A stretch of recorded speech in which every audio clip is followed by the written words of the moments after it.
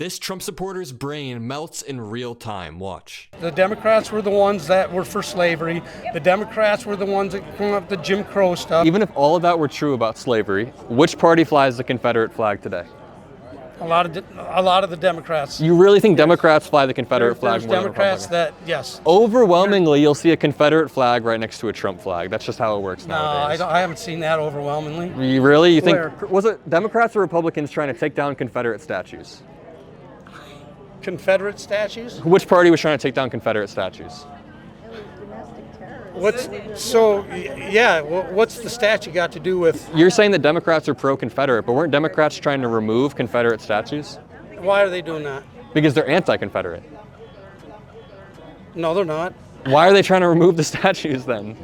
Because they're trying to change the history of our country. You know what? Take your camera and go interview all these black people that are here, okay? Yeah. And you ask them. The three black people that are here? If you ask them.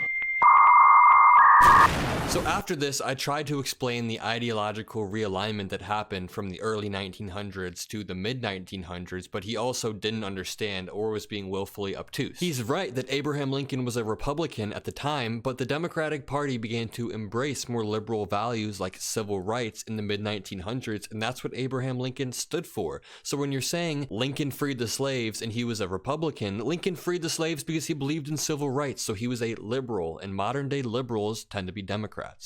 This next segment is really interesting. This guy tells me a vague story about being fired from his job, but I'm not quite sure what to take from it. I try to push back and say, you're not telling me the full story, but I'm really not sure. What do you think? I worked for a company for 26 years. And back in March, I just got terminated from that company. Oh, wow, I'm sorry.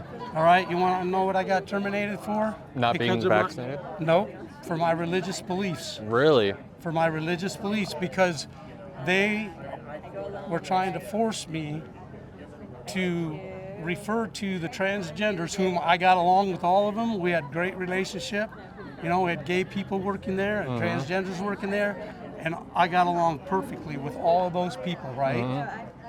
But there were two other managers that didn't like the fact that I told them, you know, I used the person's name. I don't refer to a he as a she or a she as a he, because it violates my religious practices and beliefs in God. He created them male and female, you know.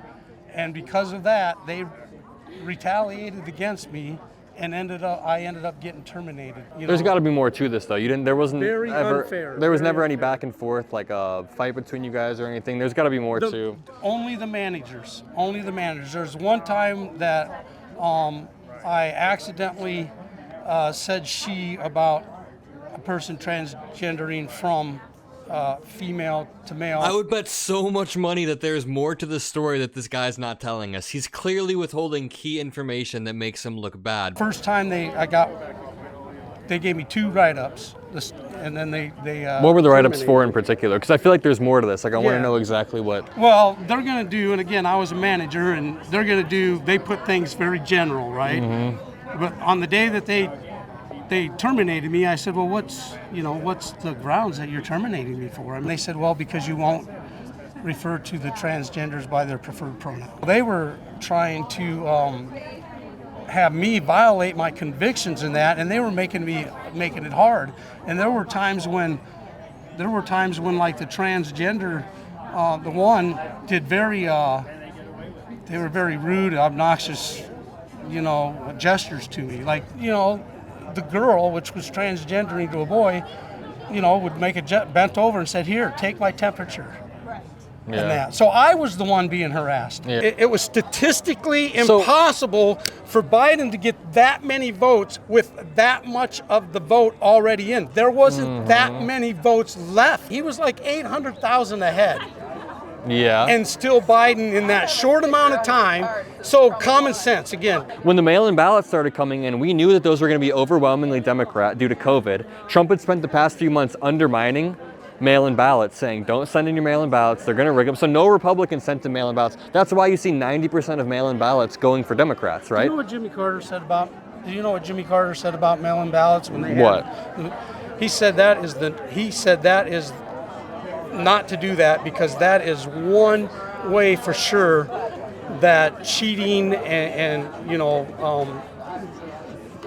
taking the election that we have and the process that we have and undermining it. It's so easy to do that. Jimmy Carter also thinks Trump is a threat to our democracy. We're going to listen to Jimmy Carter about Trump being a threat to democracy, but we're not going to listen to Jimmy Carter when he says, oh, hey, wait a minute, having all these ballots We're going to listen bad. to Trump saying you don't use mail-in ballots when he's used mail-in ballots himself in Florida?